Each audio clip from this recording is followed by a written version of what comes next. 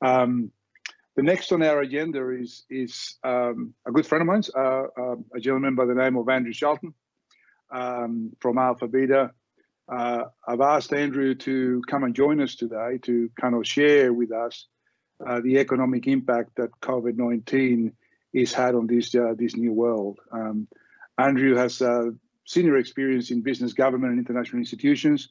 After commencing his career with the Boston Consulting Group, he received a doctorate and master's in economics from the University of Oxford, where he studied as a Rhodes Scholar. From 2008 to 2010, through the period of the global financial crisis, he served as a senior economic advisor to the Prime Minister of Australia at the time and Australia's senior government officials to the G20 economic summits. He was the Prime Minister's representative to conferences of the United Nations Framework Convention on Climate Change and the Major Economic Forum on Energy and Climate. From 2010 to 2014, he worked for Australian conglomerate Wesfarmers, including 2 years in corporate strategy, M&A, and 2 years in operational roles as Divisional Chief Financial Officer and General Manager. I have the pleasure of working with Andrew on a number of projects, and I'm really pleased to see him again. Andrew, over to you. Great, thanks very much. Lovely to see you again too, Rick. Thanks for the opportunity to present this material. I'm going to talk about 3 issues. First of all, how did the crisis impact Australia? Second, to deep dive on exactly how the recovery is growing, which parts of the economy are bouncing back and which parts are still struggling. And then third, to look around the corner in 2021 at what the global outlook will be. So let's start with the obvious impacts of COVID on Australia, and the basic statement that COVID was a huge shock. This chart here shows you Australia's GDP for each quarter going back to 1960.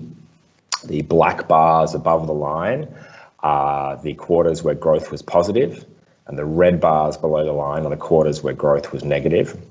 And you can see that in those quarters when growth was negative, those red lines are, they're half a percent, or they're 1%. Some of the big ones you can see, like the big recessions of the 90s and the 80s, maybe we got near 2% negative growth. And compare that on the right-hand side of the chart to the COVID GDP drop, which was minus 7%. So in terms of GDP, this crisis was really unprecedented in our lifetimes. An absolutely massive negative GDP shock. If you flip over to the employment side and think about the impact that the crisis had on jobs, again, this crisis is really unprecedented in our lifetimes. This chart measures the loss of work, the loss of employment in the Australian economy. It does that by measuring the percentage change in hours lost relative to the start of the crisis. That's really the best way to measure unemployment because it abstracts from the JobKeeper phenomenon. And what you can see in this chart is that at the depths of the crisis in April and May, the amount of employment that was lost in Australia was nearly twice as much as the 2 previous recessions of our lifetime in the 80s and 90s. We lost more than 10% of all hours worked in the Australian economy, which was a really massive result. And even with the bounce back that we've had since that point to July and August, we're still down near the depths of the 80s and 90s recession. It's just that we got there a lot faster in COVID. So from an economic perspective, this has been a really massive shock. Certainly the biggest GDP shock in our lifetime, and certainly the biggest unemployment shock. But if you look around the economy, if you walk down the main street of Sydney or Perth, you can see that there are actually parts of the economy that are bouncing back very quickly despite those massive shocks. One part of the economy, the consumer landscape, has certainly been very strong. This chart shows weekly consumption per person during the crisis. You can see that big fall that we had in the lockdown in April, where consumption fell 20 to 25% below its normal levels.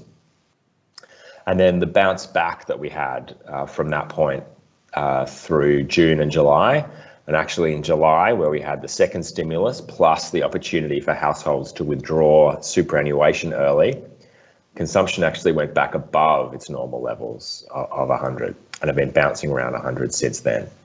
So a very significant consumer bounce back, certainly a much quicker bounce back than we would have expected, given the size of the GDP shock and the size of the employment shock that I showed you on the previous 2 pages. Businesses as well have been bouncing back. It's a very uneven picture. Some sectors doing better than others, some geographies doing better than others. But overall, and this is data from small businesses in Australia, from Xero, this small business accounting platform, you can see that Australian small businesses have actually done pretty well through this crisis. There was a big drop in April, May and June, but a bounce back in July. Whereas some of our peer countries like New Zealand, which is the grey line at the bottom of the chart, which had a really strong fall. New Zealand small businesses lost about 40% of their revenue during the shock. That's because they had a really hard lockdown. But the New Zealand businesses also bounced back really sharply because of the success of their lockdown. They were able, at least in that first lockdown, to really constrain the growth of the virus. And so they had a very steep fall followed by a very rapid bounce back. You can see the United Kingdom in the middle there. They had a shallower fall. They didn't go for as hard a lockdown as early as New Zealand did, but they haven't been as successful in containing the crisis. So their businesses are still doing reasonably poorly. In Australia, we had quite a good performance. So if we've had this really strong GDP impact and this really big employment impact, it begs the question, why are some parts of the economy bouncing back so quickly? And that's a bit of a paradox for economists at the moment, to try and understand how, in the context of such a big shock, we can see such strong returns from some parts of the economy. And I think the answer to that question is multifaceted. But I want to just dive in on one of the factors that I think has been really important to the rebound that we've experienced in Australia. And that factor is the massive amount of government money that has washed through the Australian economy. And the next chart for me is probably the most important chart that I look at when I try and understand why the Australian economy is doing so well, despite such a big employment shock and such a big GDP shock. And this chart shows household cash flows, all the money that goes in and comes out of Australian household budgets. And this is looking at the impact of the crisis on household cash flow. And you can see over here on the left-hand side of the chart, you can these dark blue bars here, they show the impact of the crisis on household cash flow. We lost about $34.5 billion in lost wages. That was because people lost their jobs, they had their overtime cut, some of them had pay cuts. So really significant impact on wages. The $6.7 billion is another loss from the crisis that comes from lost incorporated income. That's the income that many households get if they operate small businesses or family businesses, in addition to any wages lost that they might have had. So those two things combined are about $41 billion. If you think of the household cash flow as a bucket, then the crisis drilled a hole in the bottom of that bucket, and $41 billion of cash poured out through lost wages and business income. But that's not the end of the story, because at the same time, the government and other sources has been pouring money into the top of that bucket. And that's what the green bars in this chart show. The government put in $9.9 billion in those $750 stimulus checks. JobSeeker, that's the doubling of unemployment benefits, put in $25.9 billion. JobKeeper, at least that's the part that was incremental to households, put back in nearly $16 billion. The government allowed people to withdraw superannuation money. That was a whopping $38 billion. There were some tax cuts. And then banks came to the party as well, providing some benefits to household cash flow through mortgage deferrals, which is about $5.2 billion. And so overall, what this adds up to is the government has been putting more into the top of the household cash flow bucket than the crisis has been draining out of the bottom. In fact, on average, and obviously it's very different for different types of households, and there are some households who've been doing it very tough, but on average, households in Australia are $55 billion better off than they were without this crisis, because the government has put in more money through these benefits than has been lost in wages. And that fact, which is kind of mind-blowing for an economist to be looking at this crisis and seeing households actually in a better cash position than they would normally be, that explains some of the phenomenon that we've seen in the crisis. Some really strong retail outcomes, some very low consumer defaults, very strong numbers from debt collection agencies and other consumer exposed businesses. And a similar picture in the business space, particularly small businesses. Lots of small businesses receiving a number of benefits from the government. The cash flow boost, deferred tax liabilities. A lot of the JobKeeper payment in Australia was effectively a business subsidy because those workers kept on working and those businesses stayed open. So small businesses as well have really benefited through this crisis from government money, which has offset the losses that they've experienced. To give you a sense of what the scale of that government money looks like, this chart shows how government spending has changed over time, going back 50 years. You can see here in 2010, in the global financial crisis, the Rudd government increased government spending by 3 percentage points of GDP. Whitlam, those of you old enough to remember, was a period where Australian spending increased very significantly. Whitlam increased spending as a proportion of GDP by 6 percentage points. You can see that on the left-hand side of the chart. Now compare that to today. In this crisis, the government has increased spending by 10 percentage points in a single year. So this is an absolutely massive wall of government money that has hit the Australian economy, bigger than anything we have seen before in our lifetimes. And that money explains why there has been such a strong bounce back, especially from some parts of the economy like consumers.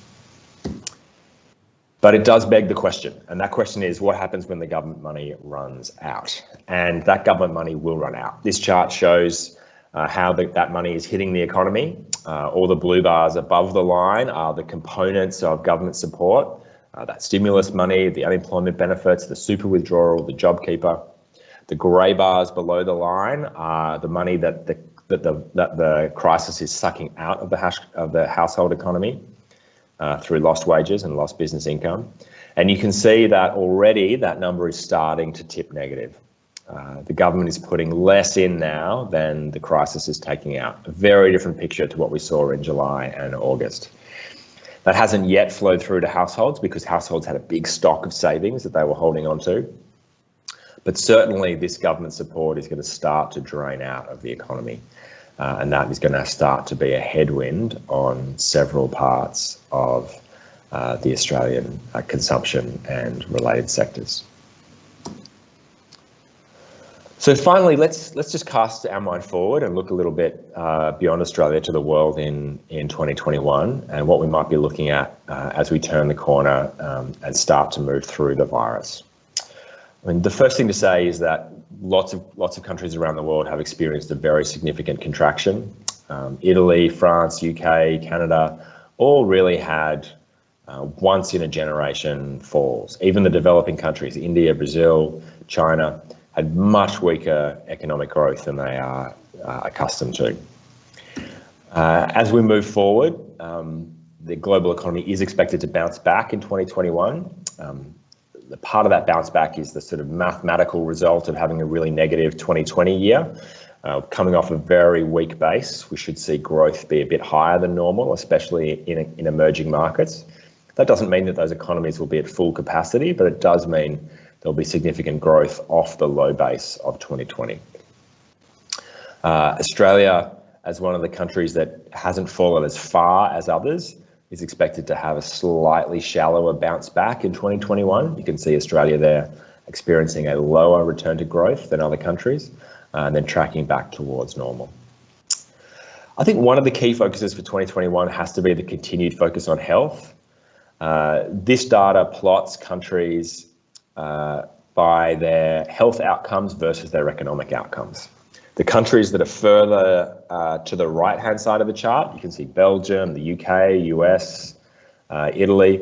Those are countries that did relatively poorly on the health outcomes in terms of the deaths that they experienced relative to their population. And then the vertical axis shows the economic outcomes. What are we expecting economic growth to be in 2021? And you can see that there is a relationship here which suggests that actually the economies that did better in terms of health outcomes, by and large, did better in terms of economic outcomes as well. Those countries that were able to contain the virus, minimize deaths, generally had better economic growth in 2020. That's an important lesson. So it means that really there isn't so much of a trade-off between health and economic outcomes. Really, by solving those health outcomes, you do get strong economic outcomes as well. Really important lesson for us to take into 2021. The good news, of course, that we've had in the last week is the positive information on the prospects of a virus, which will be critical to supporting those health outcomes and getting the economy back to some form of normalcy. Pfizer released their results on their COVID-19 vaccine, and it was remarkably effective. I think more effective than many people expected. This chart shows the range of vaccines that we have available to us around the world for different diseases, and it plots the effectiveness of the Pfizer vaccine versus those other vaccines. And you can see that it's really a very effective vaccine, delivering us really positive hope for 2021 and 2022. Obviously, it will take time to complete the trials and then more time to roll out that vaccine. But at 90%, it's a much stronger vaccine than the one that many of us would be familiar with, the flu vaccine, which is about 45% effectiveness.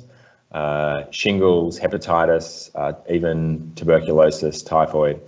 It's a really strong result from Pfizer's trials, which gives us some confidence that as we move forward with those vaccines, we'll be able to return to normalcy through the course of 2021 and 2022. But then He's asking me. Sorry, was that a question? No, please continue. Oh, great. The next point I was going to make is that COVID is really changing the way that we work.